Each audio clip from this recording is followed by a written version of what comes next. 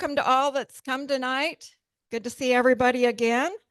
And hello to everybody that's on the Zoom as well. I think we almost have 20 people or so on Zoom. So we're doing good with our Zoom people.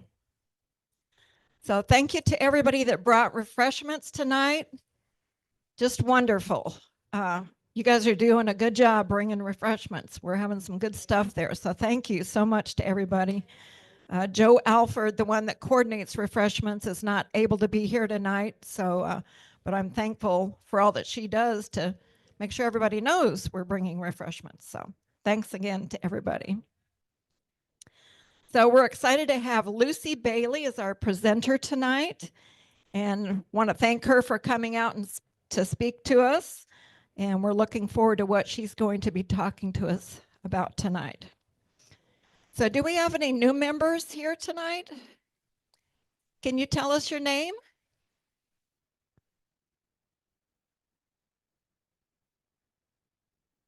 Okay. And what do you like to do in art?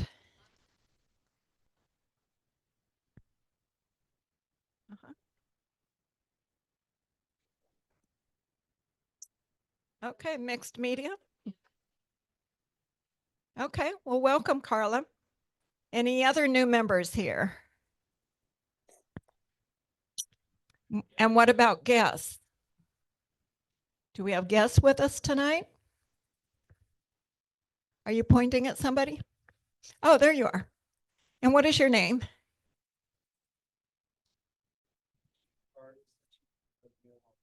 Well, that's a good thing. I think you'll find that you're going to enjoy it just as much as she will. So, about 3 months. Okay, well, welcome. Good to have you here tonight. And what kind of art do you like to do?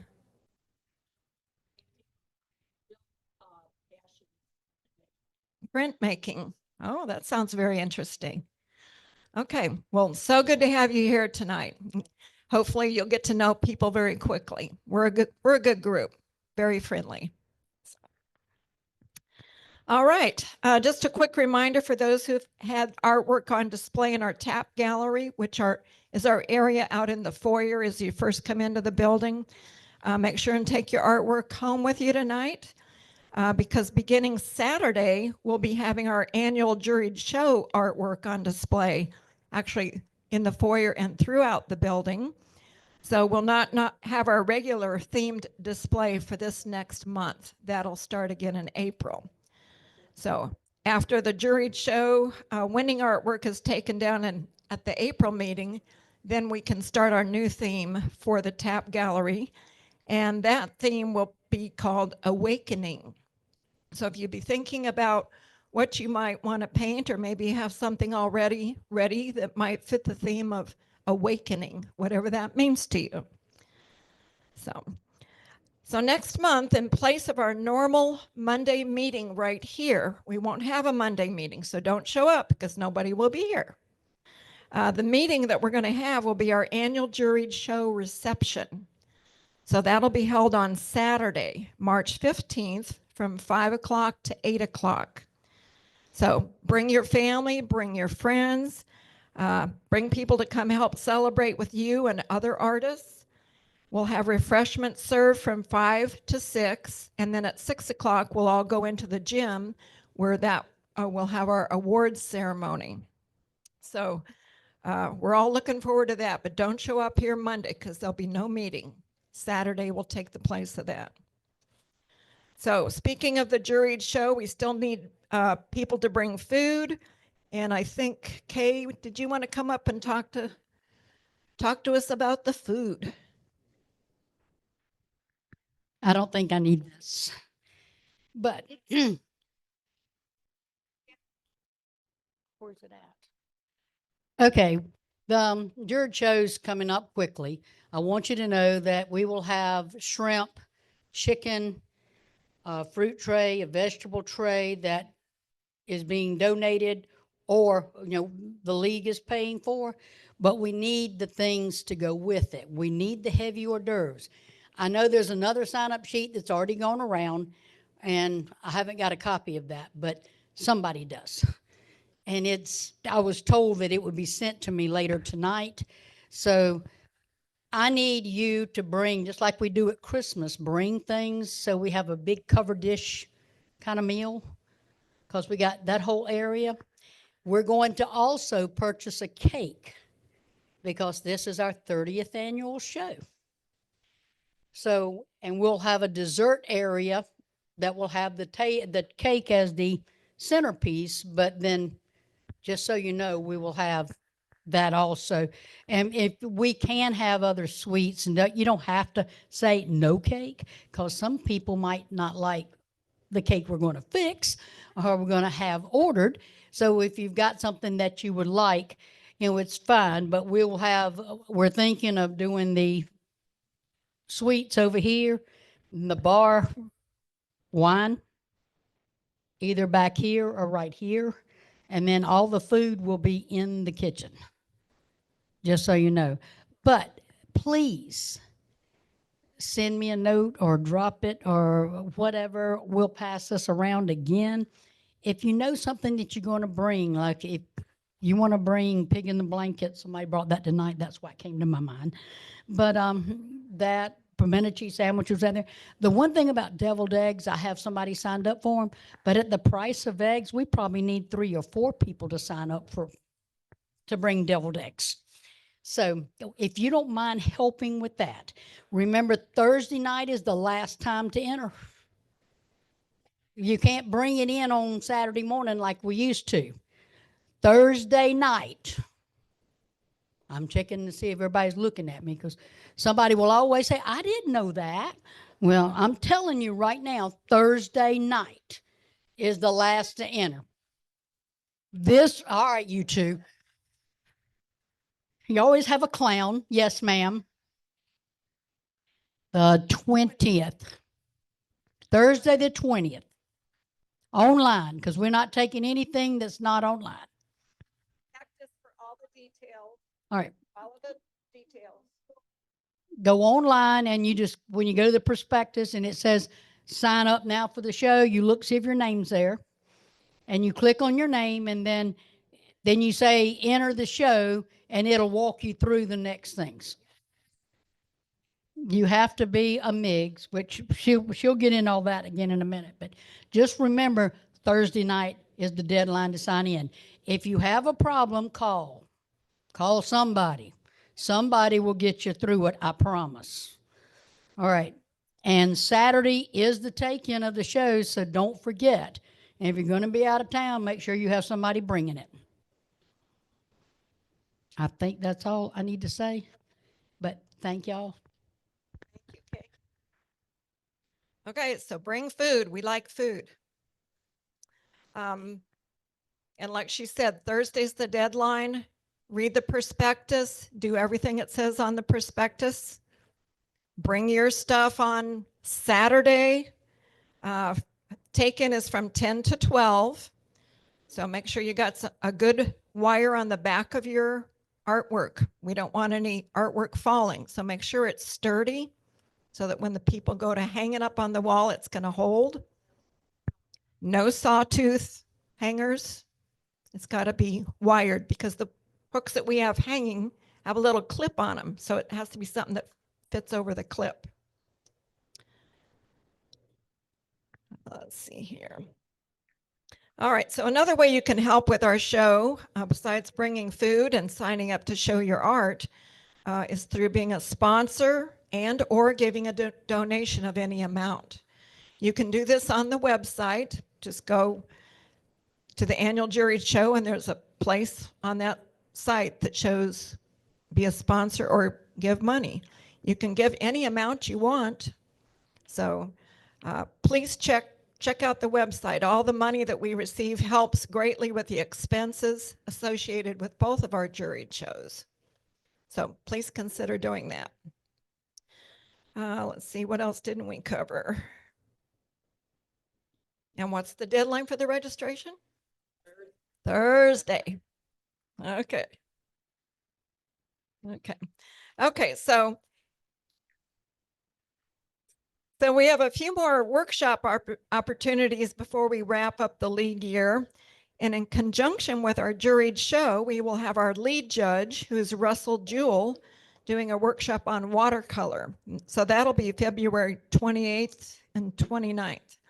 So make sure and go on the workshop site and check out the workshops. Get signed up for that. So that'll be a great one. Other workshops that are coming up are Mastering Water and Reflections in Your Landscape Paintings with Michael Story. That's for oil or acrylic. Landscape Painting with David Dunlop. That's April 11th and 12th. Again, check out our website. It tells lots of information about the workshops. Yes.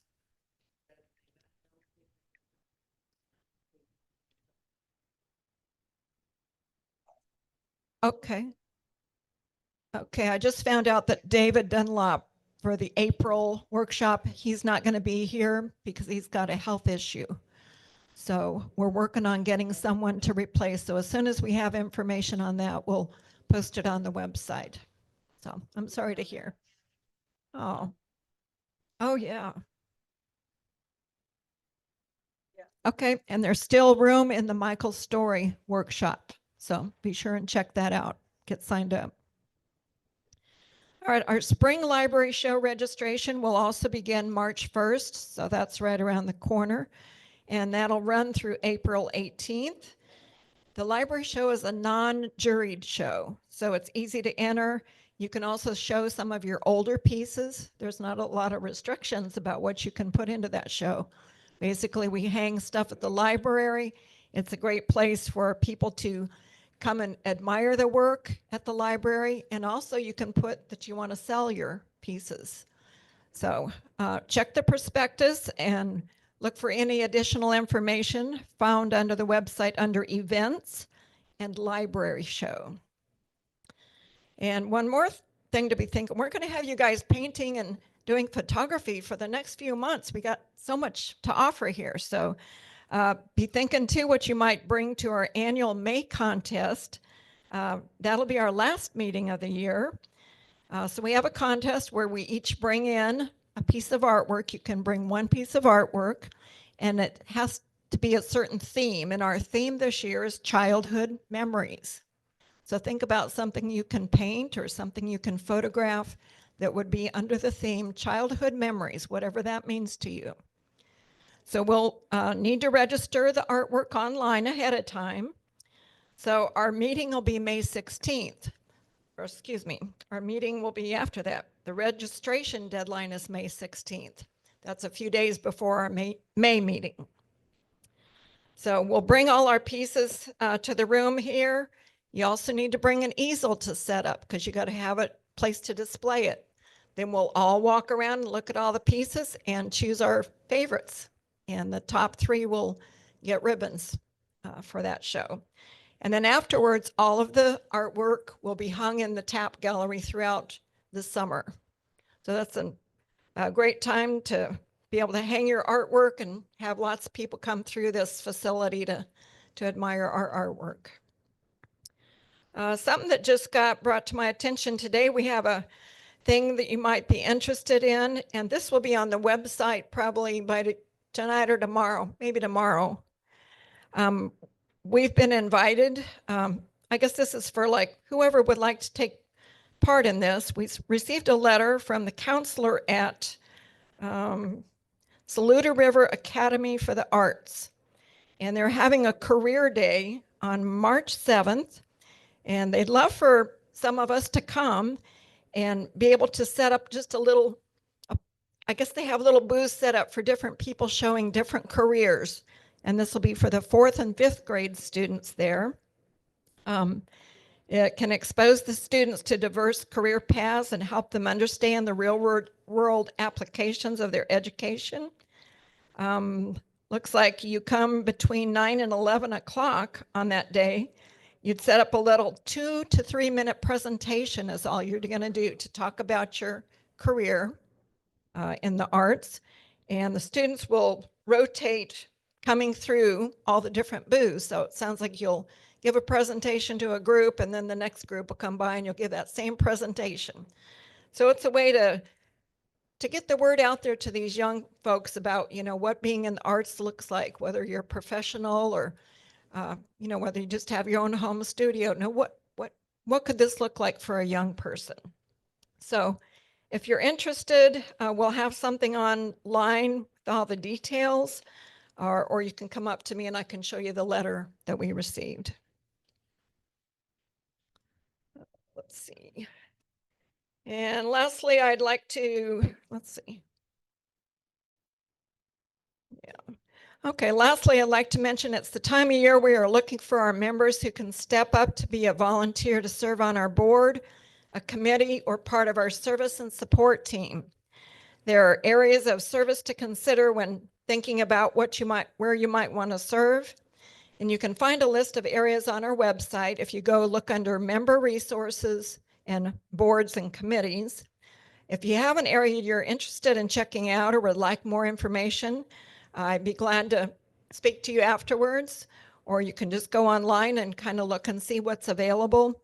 But we'd love to have you on our team. There's lots of different areas to serve, so might think about that.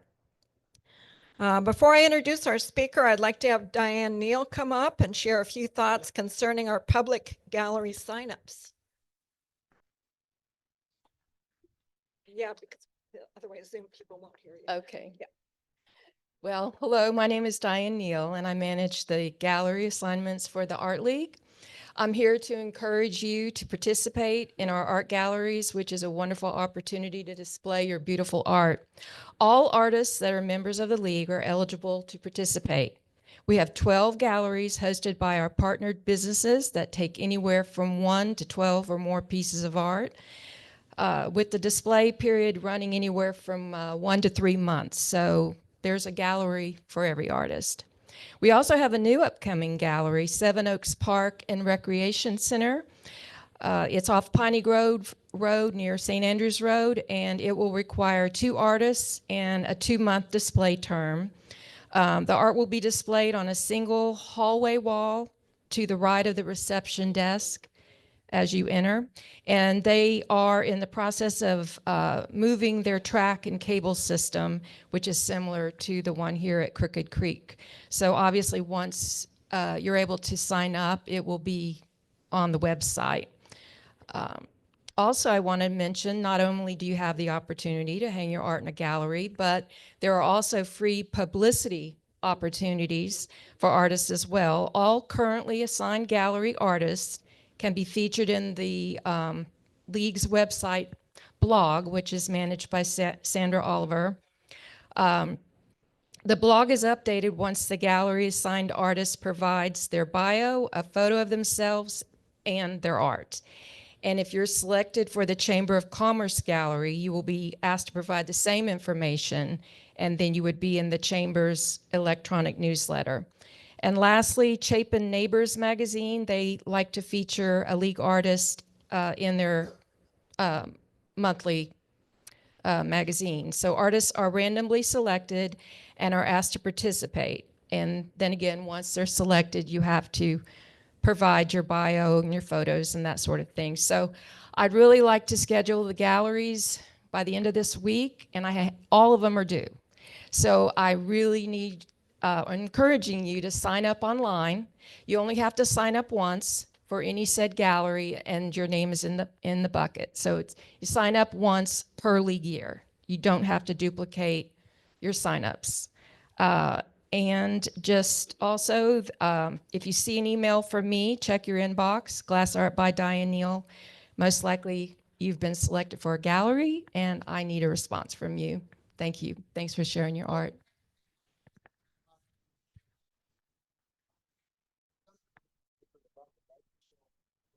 You're only allowed to participate in, let's say, Blue Lavender once a year. But That's okay. It's not like if I'm a Chamber of Commerce that there won't be any other opportunity. oh, no. There's 12 galleries, soon to be 13, so you're eligible for all of them. So you sign up, like, you could sign up for all of them. Just sign up one time. And then I have the information. And so then when I go to schedule, I go back and basically compare, to see if, you signed up for these galleries, what did you already participate in, that sort of thing. So Yeah, so I'm just encouraging you to sign up. And if you don't remember if you signed up, just reach out to me. I can look it up and let you know. Sign up for all of them that you're interested in once per league year. I'm just saying I don't want duplicated signups because that causes me more work because I have to compare and make sure I only have you in the bucket one time for that gallery, if you will.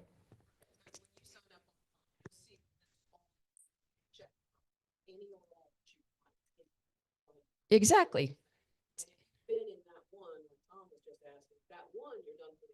Exactly.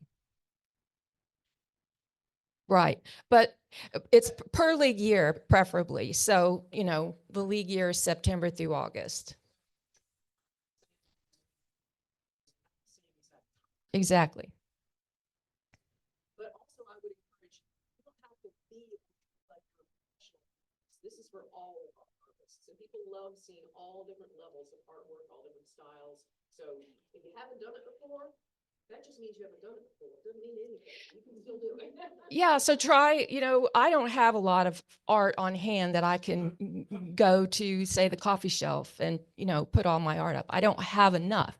But so I started off with the chamber. You know, I signed up for the chamber and Sozo and Blue Lavender, you know, just get your feet wet. And, you know, it's fun. It's fun. Yes. I You know, if you go online, you'll see by the gallery the number of paintings or pieces of art, I should say, that that they'll hold. Not really, not really. I would say that now the tap case out in the lobby, that definitely has a size. I don't know if you've ever noticed it, but there's a case when you enter on the right hand side. So I actually took measurements of that. So I have all of that if you need to know. And I think that's going to get updated on the website, but okay, good.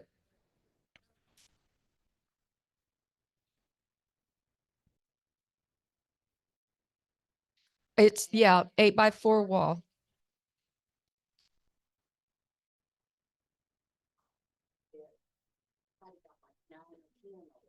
Right. Right. Sometimes it's good just to go in and get a feel for the space before you take your art. And, you know, you might have a better idea, you know, what to hang. But please check your inboxes for any communication from me, Glass Art by Diane Neal. Because like I said, I usually need a response. And I'm looking for responses now going forward to confirm that you know you were selected, should you be selected for a gallery. Okay? Thank you, Diane.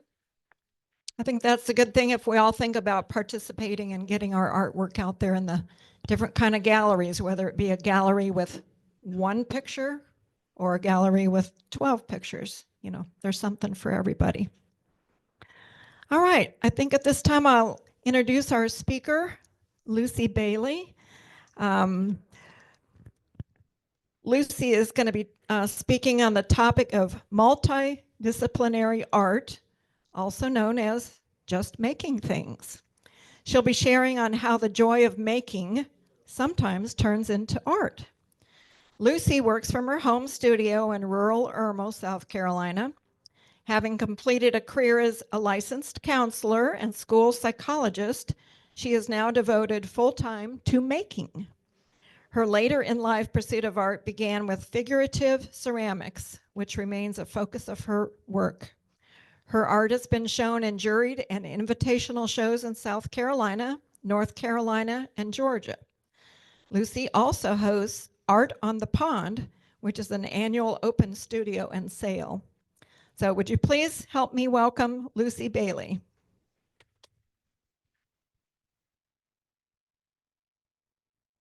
Thank you. Thank you very much. I appreciate you all being here tonight, and also folks who are joining us on Zoom. Welcome, and thank you to Lainey for inviting me, and to Yvonne and Brian and Don for getting everything set up.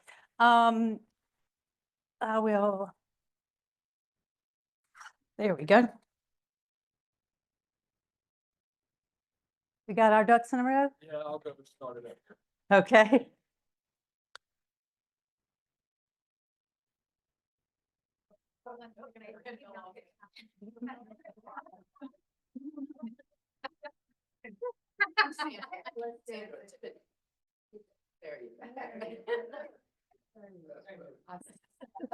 Thank you. Nobody needs to see me dance. All right. Multidisciplinary art sounds a little highfalutin to me. I like to make things. I like to make a lot of things. But I don't really know, when people ask me what I do, it's like, well, a little bit of everything. So when Lainey contacted me, I said, I do a lot of ceramic work. So I said, do you want me to talk about ceramic work? I do some other things. And she said, well, talk about all of it. So that's kind of what we'll do tonight. And we will have some time at the end for questions, but please don't hesitate to call out, raise your hand, throw something at me. I want to make sure that you get something out of this, and I don't know exactly what that is, so please ask questions or make comments as we go along. Feel free to. Won't bother me at all. I am a local girl. I grew up out at Lake Murray, went to Irmo schools. Didn't really do any art until about 20 years ago when I took up working with ceramics. Now, as a kid, I did a lot of crafty things. I would decoupage, holly hobby, wrapping paper onto anything that I could outrun. If any of you were around when we had the Dutch door at Boozer Shopping Center, you know that you could buy wooden pocketbooks and wooden jewelry boxes and all those kinds of things. But I didn't really do anything with art until about 20 years ago when I started working with clay.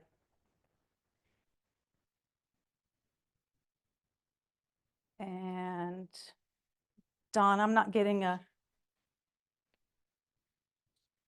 Oh, okay.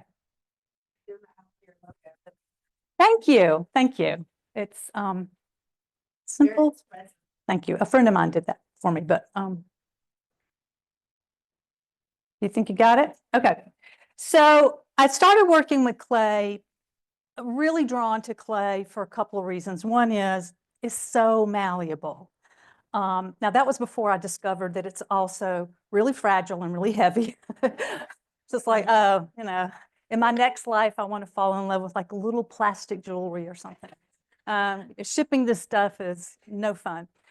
But it's very malleable, and I love the fact, those of you who've worked with clay, you know how nice it is to just have it in your hands. And so much of the time, there's nothing between you and the clay. There's no other tools a lot of times, and so it is literally hands-on. So I started out working with clay and really just kind of playing around with the idea of volume and shape and trying to see what I could do with kind of volume and shape. A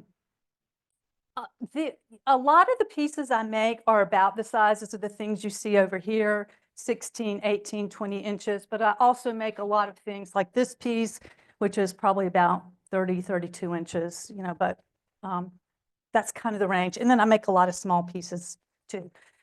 But that was kind of the first thing I really just started doing and playing around with, and mostly self-taught. I did take a couple of master classes from some really good ceramic artists early on because I knew nothing. The first time I ever did anything, I came here to Crooked Creek and bought a box of porcelain. Now, you can sculpt with porcelain, but it's like working with marshmallow fluff. It is really hard, and I had no idea. I didn't know what I was doing. And everything just kind of like melted, it's just like you would like shape it up and it would just do this. So I went to Southern Pottery back when it was on Rosewood, and some nice person there gave me some advice and said, that's not the kind of clay you want to use. So most of what I do, got to do that on purpose. Yeah, it ain't working for me. Do I have it on? Yeah. Oh, okay. It's frozen up everywhere. Most of what I do is a white earthenware clay, which is a low fire clay. I do use some dark, high fired stoneware clay that you'll see in a couple of pieces. Everything is hollow and formed out of slabs of clay. So I roll out clay, cut it into slabs, and then make the shape. No. It is just roll out a flat slab, cut it into like wide ribbons. And somebody was asking about this earlier. With clay, everything is about timing. So it's just a matter of waiting until that clay is firm enough and dry enough that I can stand it up, but it's not too firm or dry that I can't then mold it and get shape into it. So that's just, everything has to be hollow. And so that's just a ribbon of clay, and then another ribbon of clay, and then another ribbon of clay, and then lots of little pieces of clay to make a face and a head. And then they're shaped together until you have, one thing. But so when I think about making a piece, it's really like thinking about a 3D silhouette, because everything, needs to be hollow. Now, some people build other ways. Some people actually build solid and then cut it in half and hollow it out. I don't like to do that. Most of the time I fire twice. What I do is the clay that I use is really, really white. And so I fire it once, and then I put a copper carbonate wash over it, and that gets the brown kind of down into the details and also gives it just a little bit of a warmer antique-y kind of color. These two I did not do that to, and you can see how bright white they are left. But most of the time, that's the second firing. So fire it once, copper carbonate wash, and then I use very few glazes on my pieces, because I don't want that hard, solid look. I want a softer look for figures. I will use some glazes on some other things. So I use a lot of cold finishes. Like mostly these are very thin, watered down acrylics. And then I use alcohol and rub it back over it so you can get like the lighter areas where it looks kind of worn or softer. And hopefully the look I'm going for is that it looks like that's in the clay. It doesn't look painted, like the plasticky look you can get with paint. Yeah. No, you can't fire the acrylic. So that's the last thing. And then I do a varnish over it, a matte medium, usually just a matte medium to go over it. Yeah. But you can't fire the acrylic. It will be melty and nasty. And yeah, I do use some underglazes. I don't use them a lot. I do use them some. I've done some series of masks that are all black, well, mostly black with some other colors, and I use underglazes for that. And underglazes are really a very thin colored clay, really a slip.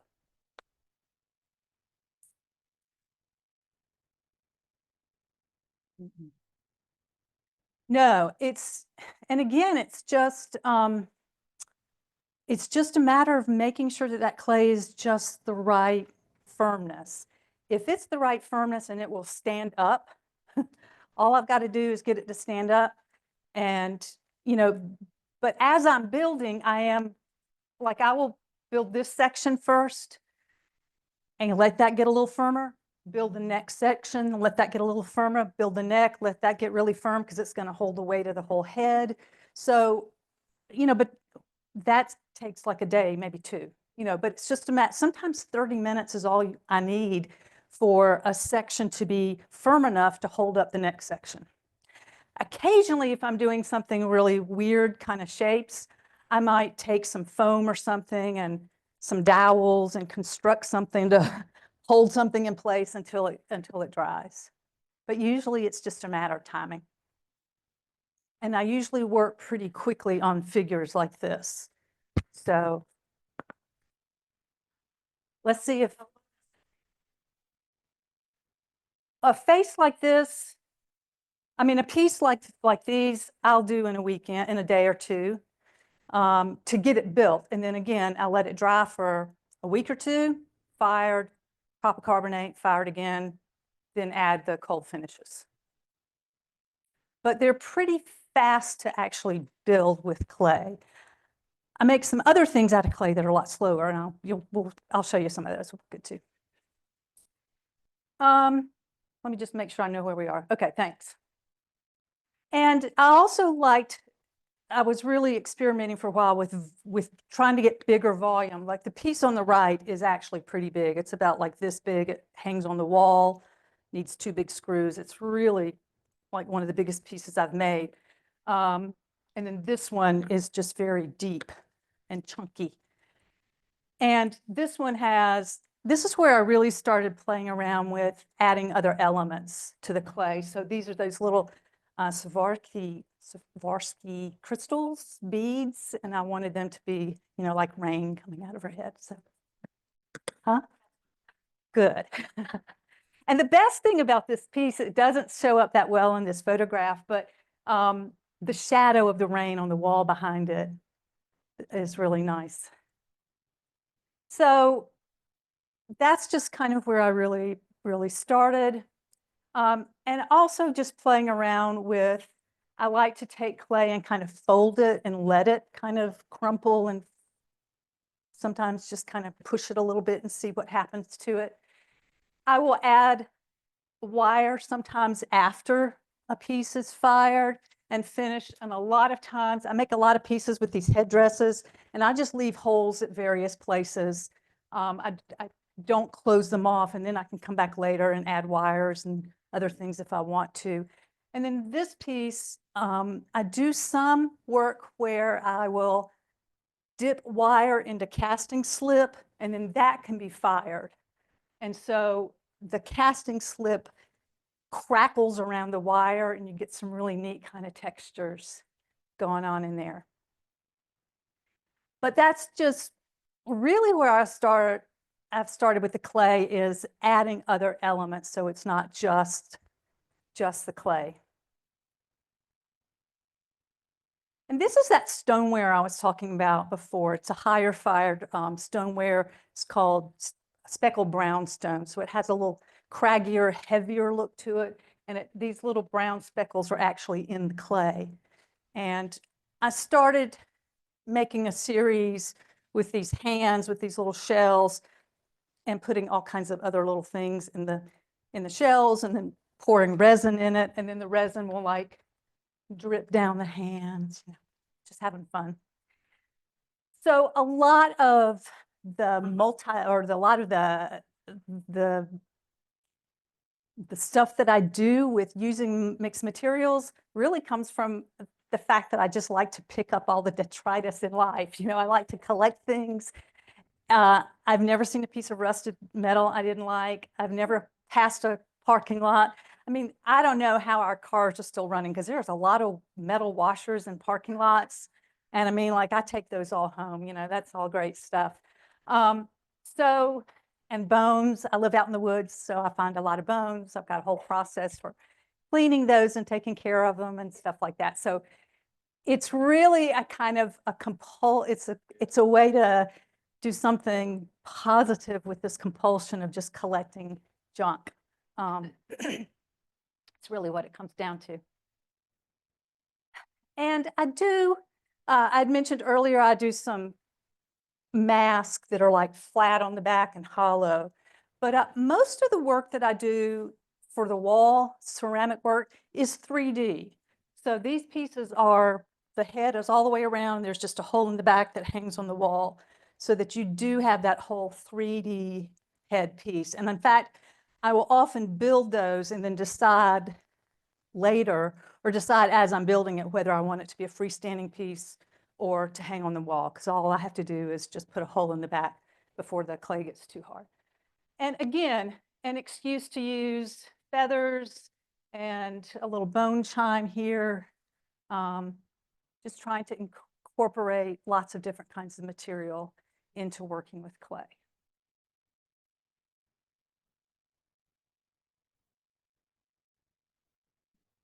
this is a piece that has a lot of different stuff in it. This crown has, I have tons of these cicada shells. I don't know what you call them. See, fess up, right? You can't not pick those things up. And lots of, I've got boxes of snake skins and boxes of wasp nests and all that kind of stuff. And so try to find ways to use them. But anyway, so this is called Crown of Life, and it's just got lots of kinds of things, antler and stuff in it. So that's my way of just kind of making clay into really sort of a mixed media. I'm curious about faces. Do they just come out of your head? Do they develop while you're working? What happens? How do you get them? I don't plan faces. I don't look at any kind of references or anything. Sometimes I might know that like I want something to look a little more feminine or a little more masculine or a little more childlike or something, but that's about as far as I go. Sometimes it's happy accidents. Sometimes I want to do something and it's not looking right, so I do something else. You know, I just kind of, sometimes it's a matter of following along, but it's really very intuitive. I don't do a lot of planning about it.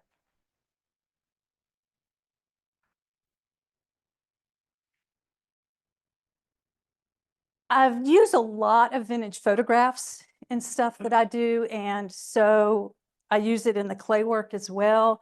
A lot of these are family photographs, but I also have, I sometimes find great photographs in antique stores and junk shops and stuff like that.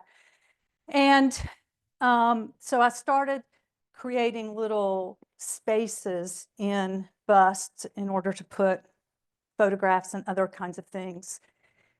There's also a couple other things. I do have, as I know all of you know, every artist has kind of a visual language that they like to use, the kinds of things they're drawn to. In a lot of my work across different kinds of materials, you will see this arch shape, this house shape, and tally marks I use a lot.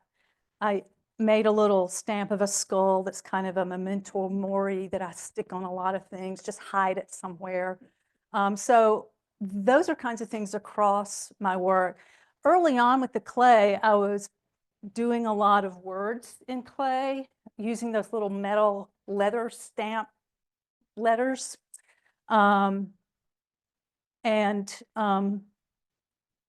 This was some tatting that my mother had made. So anyway, these little shapes became like little small altars within the figures where I could put, you know, details and other kinds of things. So I've done a lot. This piece, I don't have a picture of the whole piece, but it's called, what is it called? Language of Cancer or something like that, or Cancer is a second language.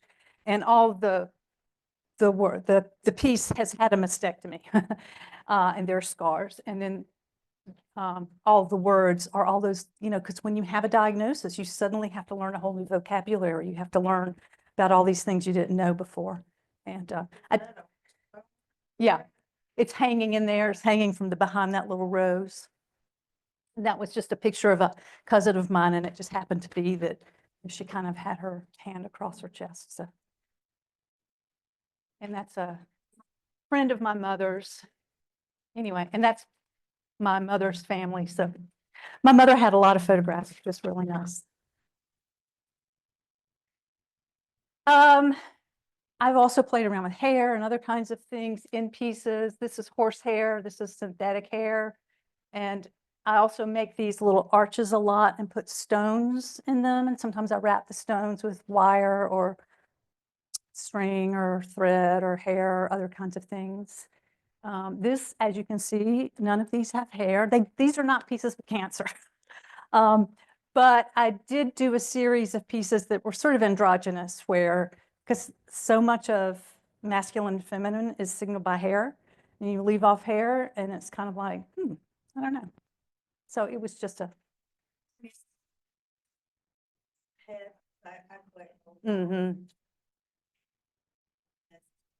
Yeah, yeah.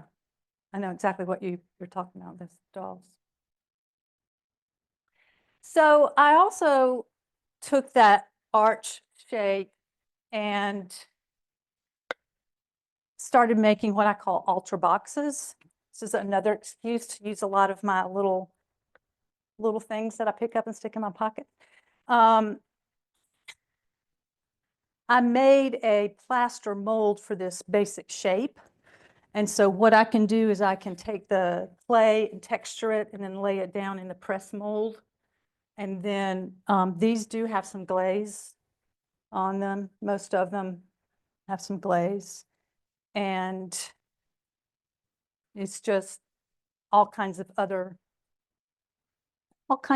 stuff. They just hang on the wall. But again, just kind of a way to take clay and then sort of make it into a mixed medium or substrate for mixed medium work.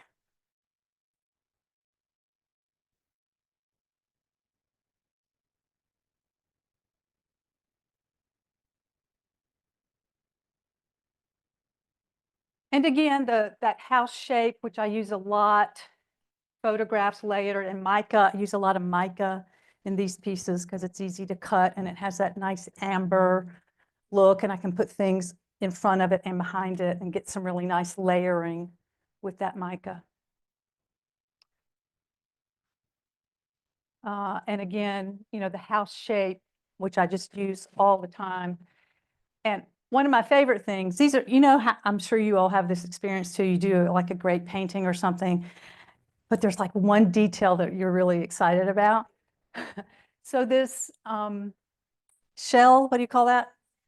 Sea urchin shell, you know, they have a little hole in the center. So I was carefully able to file that hole out to make it a house shape, you know, and I'm like, that's my favorite thing. And snuck some wasp nests in there and other stuff. So this is a series of pieces that again are these 3D heads that go on the wall. And they don't have any mixed media elements to them other than the other thing that I and every other clay artist I know does is we like to press things into clay to make textures and use all kinds of different materials to make textures in clay. And so you see my little skull shows up here. You know, a lot of these are things like, well, I use lace occasionally, but these are mostly like that's a bracelet I got from CVS and little napkin rings and little metal candle holders and anything else. And I'll often take those and press them into clay and then fire that. And now I can press the negative of that into clay. So I've got so most of the things that I do, I will take them, press them into clay. Now I've got a positive and a negative I can use to make those textures. So when I'm not using stuff on the clay or sticking it to it or combining it with it, I'm using it in the clay to make textures. And I like to layer a lot of textures into things when I can.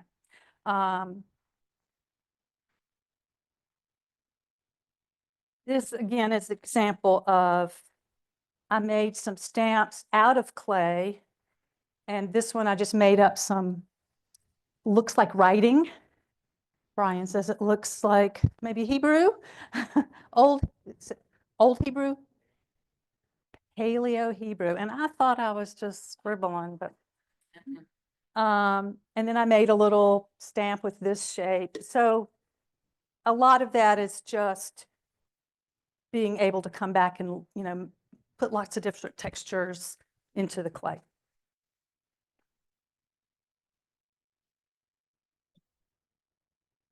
And then sometimes, and I have these little shapes that I make a lot, and then I will put those, I will add a texture up here and then have that kind of little shapes that I add a lot that I've just made up.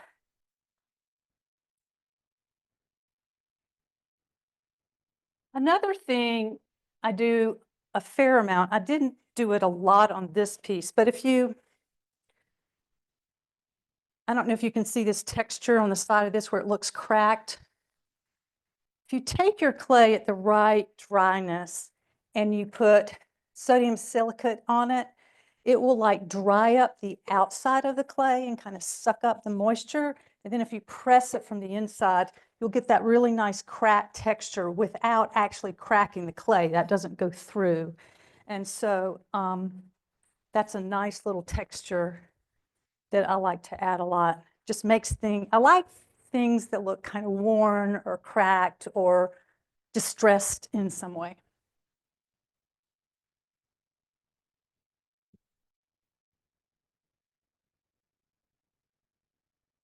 And these are some of the pieces I've been making most recently. Again, not so much adding things recently. And I'm sure, as you know, you just kind of go through phases where you're like interested in something and then you don't do it, then you come back to it later. I made a lot of work early on that was really, really bad. And I keep thinking, you know, I'd like to try that again. I might make it better this time. But these are some of the pieces that I've been making lately, and a lot of headdresses and a lot of kind of just these kind of shrouds or these kind of clothes. This is a piece of lace. Now it's actually dipped in casting slip and put on there instead of, you know, pressed into the clay. And you can see this shape again here that I put in a lot of things. And this ribbed shape, which I like a lot, is one of those matchsticks place mats, you know, makes a really, really nice texture in clay.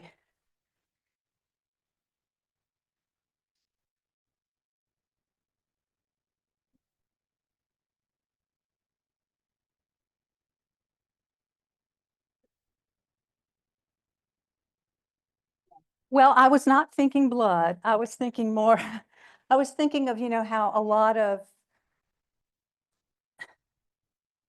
that kind of tribal look of where you mark your face, you know, with different kinds of ink or berries or stains or whatever.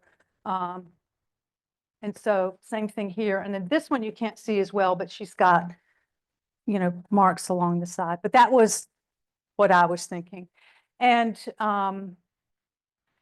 the colors on these are a ground mica, a colored ground mica. And then I put it on the clay with that stuff. I can't think of the name now, but you use it in you use it when you're doing gold leaf, whatever that sticky stuff is. And so that will hold the ground mica on the clay, just like a gold leaf or something will. Well, now I'm never going to be able to look at that again without thinking about her eyes bleeding. So thank you very much. Actually, this whole set sold to one person, so she can worry about it, right? That's her problem now. Yeah. Yeah. And even a lot of Native Americans you've seen have the tattoos and stuff. So that's what I was thinking. That's true. That's true. That's true. And see, that's the great thing about art is that I may have one idea, and as the viewer, you have another, and that's perfect. You know, and if it's an idea you like, great. And if it's an idea you don't like, that's fine too. But it's nice when I like it when art is interpretive to some degree. That's a nice thing for people to be able to see their own stories in it.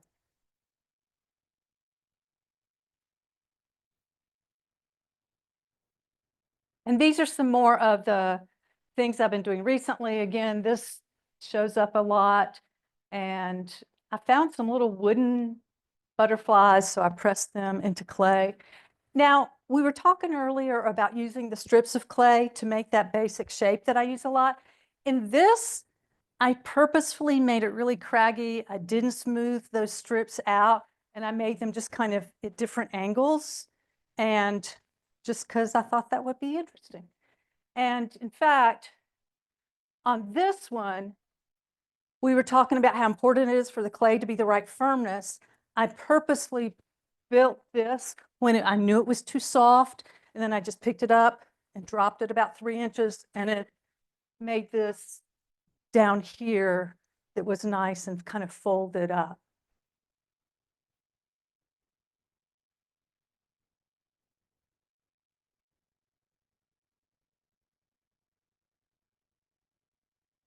So, another topic. A lot of times with clay, I will have an idea and I know I'm going to make that idea or that image in clay.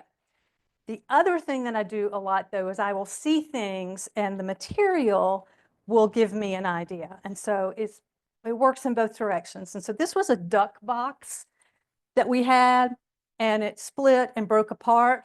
And I thought, well, you know, I should be able to do something with that. And so I made some little sort of like moon faces. I call them moons. And made that. And burned it around the sides just to give it some darkness around there. Anytime I find a new material, probably one of the first things I like to do with it is just see what happens if you burn it. I will take a propane torch to just about anything. I have propane torched turtle shells. By the way, they look great. Just about anything will go under a propane torch at my house. So I did a series of these. I've had a friend who had some old barnwood that she let me have. I taught my husband, AKA #1 studio assistant, into getting some hole saws and putting holes in them for me because I wanted the moon to sit back in it, not on top of it. So I've just made a whole series of those. Most of them are on, you know, boards about this tall. They're kind of long and narrow. But I just work with whatever shape board I have. You know, I just kind of make it work and figure it out and do all kinds of different things to each one. Yes, I could. We could have a whole universe. These are a few more. So another thing I found was I found these wooden candle holders. And they have these little, the things on the top, the little metal discs on the top are real rusted.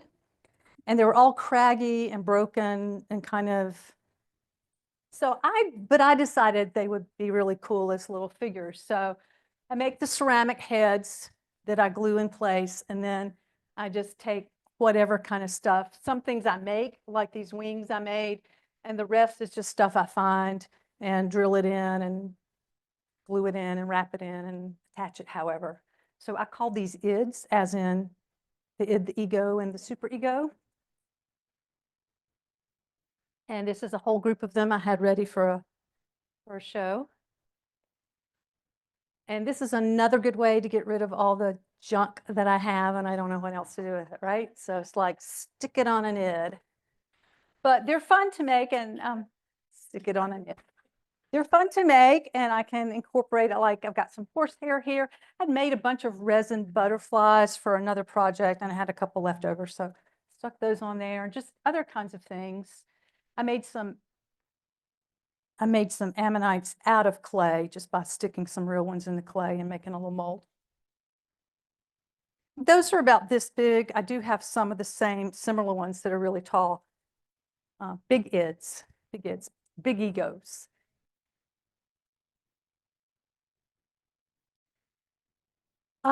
We live out kind of in the country, out between Chapin and Irmo, and we live out in the woods. Actually, it used to be, I mean, it used to be far out. Now it's not, right? I mean, it used to be out in the country. Now it's actually getting closer and closer to being in town.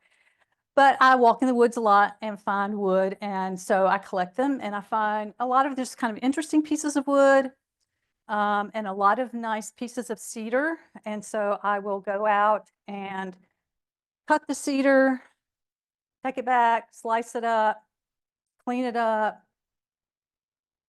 take a propane torch to it, give it a little color, you know, get the edges dark, clean it up real good. And I make these little owls that go on it. And just in contrast, these pieces, the figures that I make, I find fairly fast and easy to make. Things like this take forever. It's ridiculous because I got to get the wood, I've got to clean it, I've got to sand it, I've got to propane torch it, I've got to drill a hole in it so that I can put a little piece of dowel in it so that the rest of that dowel goes up into the bird. I got to make the bird, which means making it solid, hollowing it out, putting on the wings, firing it, putting the copper carbonate on. You know, it's just like how you do like one thing that looks like this should be easy, and it's like 10 times harder than making one of those. And I'm like, why am I doing this?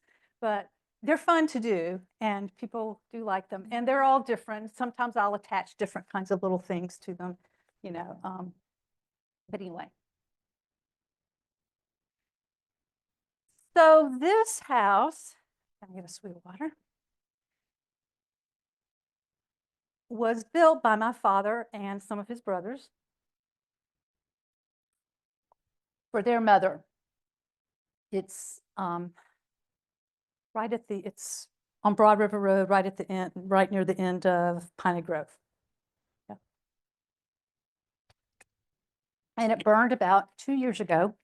Nobody was there, nobody was hurt. But treasures galore. I know, right? I mean, it's like the universe not speaking to you or what when it says, I'll burn all this for you. Okay. So I have been through this house multiple times and I've taken lots of cool stuff out of it. And I haven't used half of what I took, but a couple of things, a couple examples, like there was a bunch of wooden stuff that was broken, a lot of furniture. I've got some cool pieces of furniture that are half broken and half burned, and I can do cool stuff with that. And this little piece of wood was on top of some kind of a cabinet or something, I'm not sure. So anyway, I just thought, well, I'll do a little trip type of that, you know, with some painting and some photo transfers. And then there was a bunch of glass that was bubbled up, I guess from the heat of the fire. It looked really cool. So I did photo transfers on some of those, and that's a picture of my aunt that I photo transfer. I use a lot of real photographs, and then I also, depending on what material I'm working with, I also do a lot of photo transfers onto materials. So these are photo transfers on these, and that came from the house. I've got a, yeah.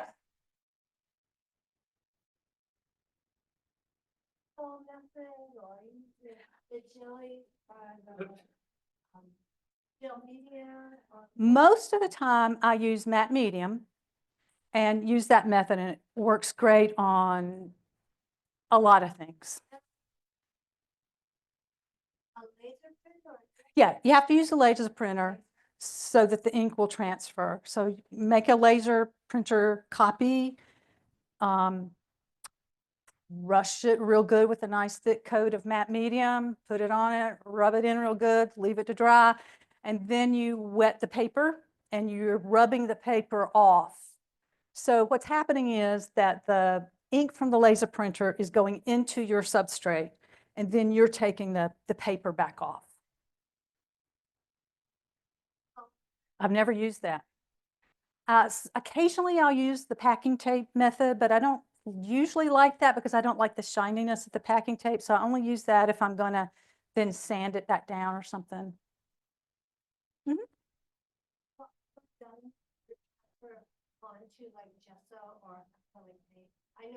Yeah, yeah. A lot of times I will gesso something first, and that will give it a little more tooth for the transfer, depending on what it is. And sometimes I'll put it right on acrylic. I will also put it on like any kind of old ephemera, old postcards, old letters, old whatever. Yeah. If it's something really, some things don't take it well, like glass won't take it well if it's just really sharp and shiny, and I'll try to put the gesso on it first and see if that works. And usually it will, sometimes it won't, but almost anything else that will absorb that ink a little bit will transfer really well.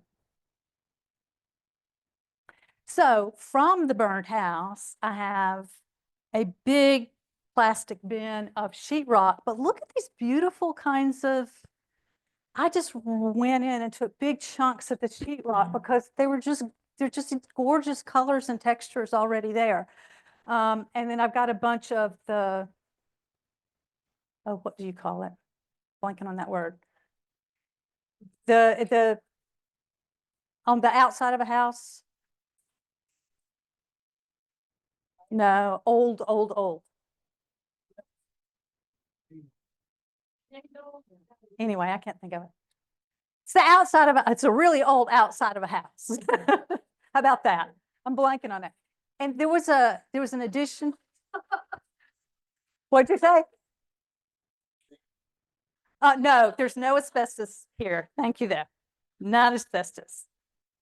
And there was a like a sunroom added that had kind of an aluminum awning, and so a bunch of that really bubbled up and curled up and got burned real nicely. That's not the word I'm thinking of, but that's close. I know I'll think of this like at 3 o'clock in the morning, right? I'll wake up and go, ah! But anyway, so I have a lot of these that I will come back and work on later when I have time, because it's great stuff. And like this will inspire me. Like I'll probably do photo transfers on a lot of these things, and then maybe layer in some old postcards or letters. I've got a bunch of handwritten letters and stuff, and might just do some of that. I don't know. I don't really know. This was a mirror that it was a really old mirror, and a lot of silver on the back was already cracking off. So I turned it on its side and did photo transfers. I scraped off some of the silver in these little rose patterns, and I scraped off the silver so that I could put this figure in it. And so those are photo transfers on the back of the mirror. And then there are some photo transfers on the front of the mirror as well. Some of those are photo transfers, and some of them are photo transfers on fabric, and then I attach those. Glue is what you have to learn about. How to get, what kind of glue, have y'all seen that website, This to That? It's like if you want to attach this to that, what kind of glue does it? Yeah, that's life-changing. That was worth coming here tonight, because that's half of the trick. It's figuring out how to get things to do what you want them to do. And another thing I've been working on is using cardboard as a substrate. I love working with cardboard. I'd never worked with cardboard before, and since I'm a big user of Amazon, I've got a lot of cardboard. And so again, these are just kind of this is more of a sort of typical mixed media collage-y kind of thing. I use a lot of photos, a lot of photo transfers, but I'm always using the cardboard as a substrate for it. Yeah. Use the This Is That website to get the glue. Did you glue that to a map? No, I had this professionally framed. And it is not glued. Well, no, the person who did it for me sewed it to the mat. I know. Wasn't that nice? I mean, I've never shown any of it because it's part of it. Yeah, well, and framing things can make a difference. I mean, that can make a huge difference in how something looks and how other people perceive it.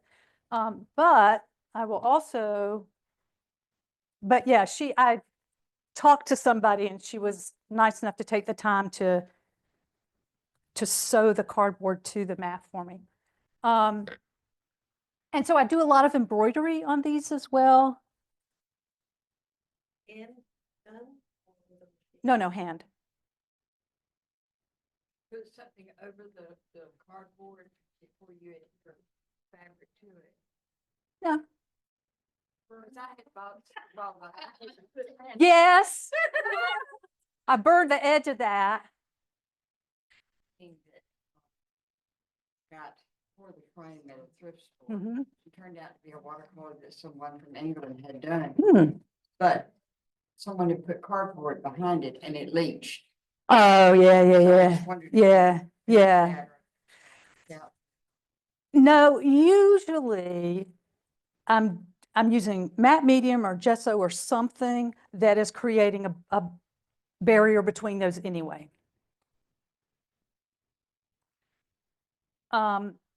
And this is, I made some walnut ink because I found a bunch of walnuts in the woods. So you must, and pardon, I did not burn the walnuts, although I'm going to do that this weekend. But I didn't know it was going to do this. This is the happy accident stuff. I painted some of the walnut ink on the bottom of the cardboard, and then it seeped into it, into the little, and made a nice little texture. So a lot of this stuff is just playing around and seeing what turns out. And, sometimes I like it and sometimes I don't. And this is another one. You can't see it very well in the photograph, but I use a lot of asemic writing on the back of these, so you can't read it, but you can tell that it's writing. So it's like white on white, and then photographs. These are real photographs attached, and that's a transfer onto a piece of fabric. And some of these, because you were asking about framing.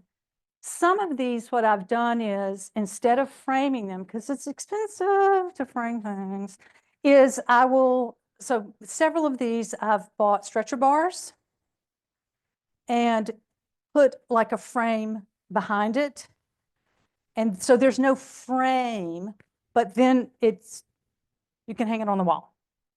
So I will use stretcher bars behind it and then do that. Sometimes I'll also take just a wooden artist painting panel and then attach it to the front of that so that, again, I have something to hang it out. And sometimes I will take another piece of cardboard behind it in a solid color so it kind of acts as a frame. It gives it that border without being.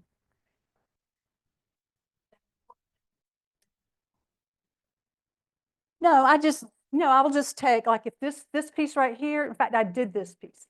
This piece right here, I just took another thin piece of cardboard and glued it behind it all the way around so that it gives it a border. And then I put the stretcher bars, I made a frame out of the stretcher bars and attached those to the back. Yeah. This is a photograph of my grandfather. And then envelope that was addressed to him from 1933. So that was just kind of a personal piece. But it's a very thick piece with lots of layers of ephemera that just kind of tied together in a bundle.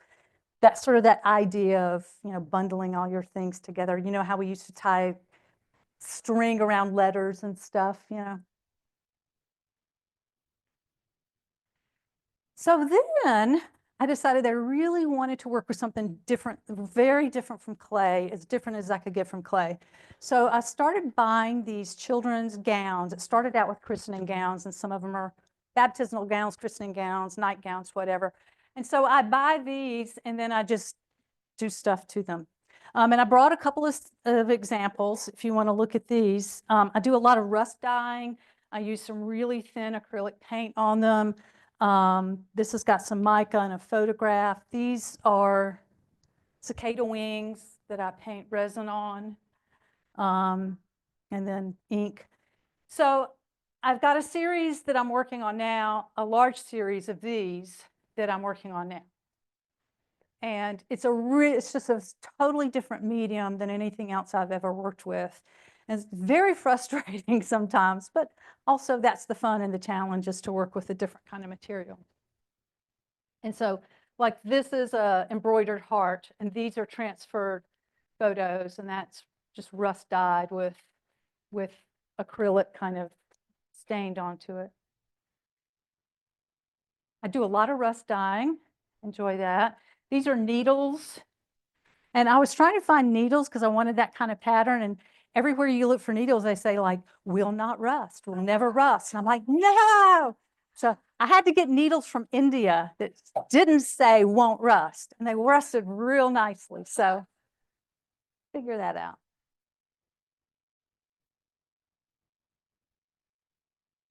And the tally marks show up here again. I've got hundreds of tally marks, some of them drawn, and hundreds and hundreds of them embroidered on.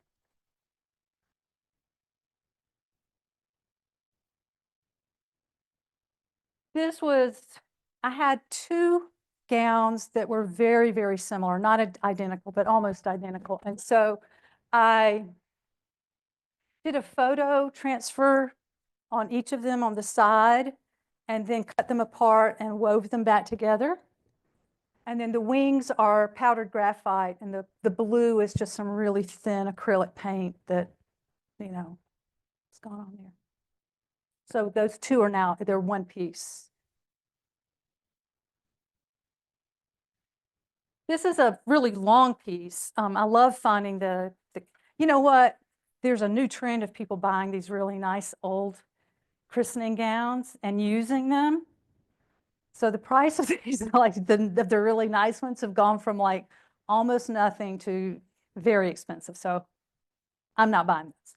But this is this was a really long piece, and so I dyed it, and it's got a lot. It's got a photo transfer on a different kind of piece of, a lot of slow stitching on it, some ischemic writing on it, and a lot of couching of this silver thread around it. The idea of the silver spoon. So this is a piece. I don't have a great photo of this. This is a photo in my studio, but I have a show in Aiken at the Aiken Center for the Arts in December, and it's going to all be these pieces, these fiber pieces. And so I've got space in there where I can do some really nice installations. And so I'm excited about this piece. It's done, but I don't have a good place to take a good picture. But I did photo transfers on the gown, which you can see. And then I also did photo transfers on these stones. And the stones are in like a 5-foot circle under the piece. And then I've got some red threads that connect the stones to the piece that will hang above it like that. So that's kind of a mock-up in my studio of how it will look. But it's fun to be able to work knowing I've got these, it's a huge space, and knowing I've got spaces where I can do some things that I can't always do because you just don't have the space or the infrastructure to hang things. And I'm doing another piece very similar to this, which is a work in progress. I've just barely started on it, but it's going to have the circle of hands underneath it, and then the piece hanging from above it. And that will have probably some hands embroidered on it, just like white on white.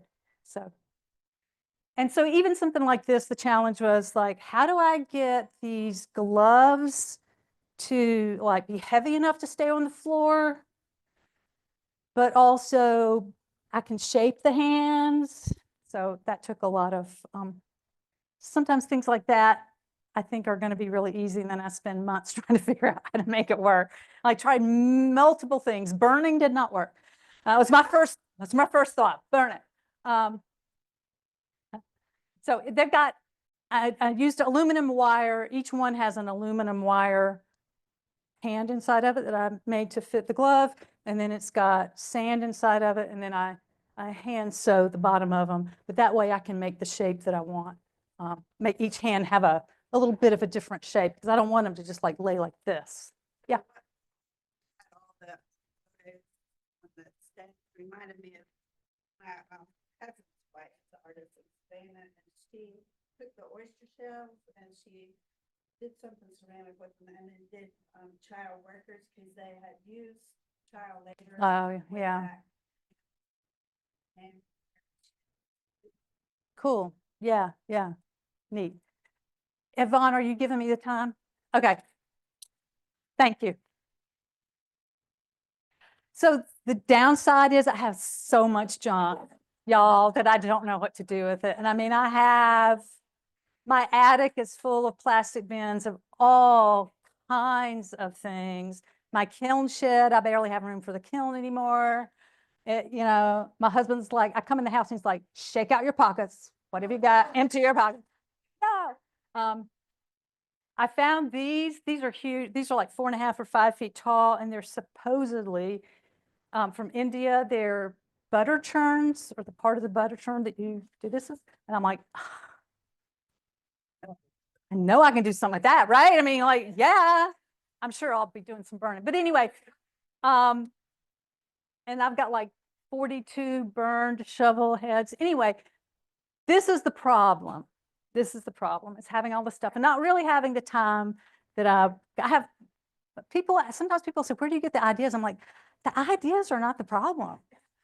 The time is the problem. If you want to follow along, if you want to play along, I've got cards that tell you where you can find me on social media. If you're trying to limit your social media diet, you can sign up and I'll send you an email for 2 or 3 things we do a year. Every year we have a sale out at my studio called Art on the Pond. This year in April, I'm going to be at a friend's studio for the CCA, the 701 CCA Artist Studio. And then I'll be at Aiken Center for the Arts in December. Thank you so much. Do you have any? We got 1 minute left. I'm sorry. Any last minute burning questions? Burning questions? Feel free if you do want to check out Facebook. My Facebook page has like just a bunch of jumbled stuff. It's not well organized. It's whatever I'm working on at the time. Feel free to DM me or send me an email if you have anything else you want to say. And again, Every face you get looked different. well, that's because I would not know how to make them look the same if I wanted to. So anyway, thank you. Thank you so much, Lucy. That was a wonderful presentation. So very different. And I think it really stretches your imagination. I mean, it could just make you think about, what can I do? How many shovel heads can I look for? What can I burn? You know, just so many things. It just gets your mind rolling. You know, when you can't sleep at night, what are you going to be thinking about? Is that what you do when you sleep at night? You're...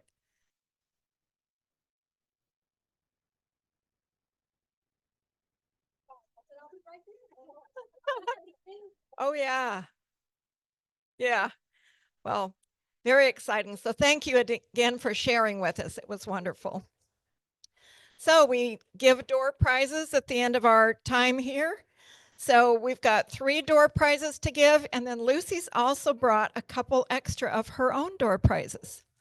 So we'll draw for our normal door prizes first. And let me tell you, Lainey McWilliams normally brings those with her, but she was unable to be here tonight. So they are at her house. So the winners, you'll get yours mailed to you. We won't forget about you. Okay, so Lucy, we have 1 through 44. Yeah. 1 through 44. So give me the first number. 40. Number 40 is Barbara Brothers. Oh, mark you down as getting one in the mail. Okay, another number. 16 is Frances Davis. Yay, Frances. And the last number for our normal door prizes, number 3 is Brenda Clark. Congratulations. Okay, so I'll have Lainey mail those to you. Okay, and then we have a couple more door prizes that Lucy brought with her. So what number would you like to choose this time? 1 through 44. Number 27 is Cathy Schwalm. Come on up, Cathy. One more number? You have 2, right? Okay, one more number. Number 30 is Virginia Curl. Oh, our new member. Well, great.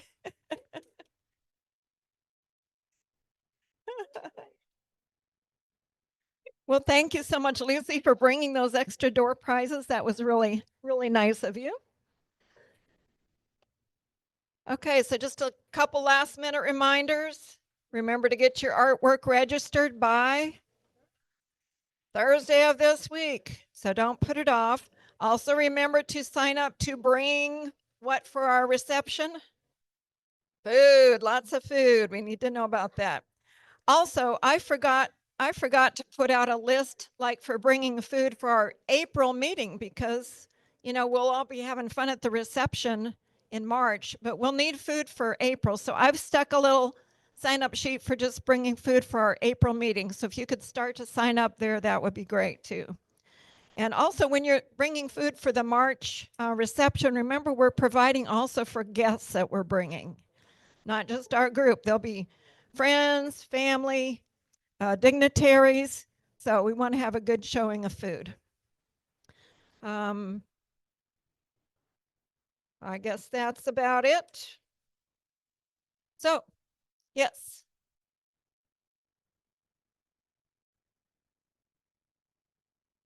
Yes, you'll be registering by Thursday, and then the take-in day where you bring your work here will be this coming Saturday from 10 to 12.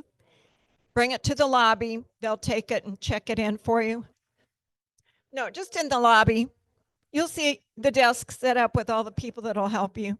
And then they will hang it in the hallways. I mean, we stretch artwork all the way around the building. So it's quite a showing. So any other questions before we dismiss? Okay, y'all have a good week. Good to see you. Okay, bye-bye.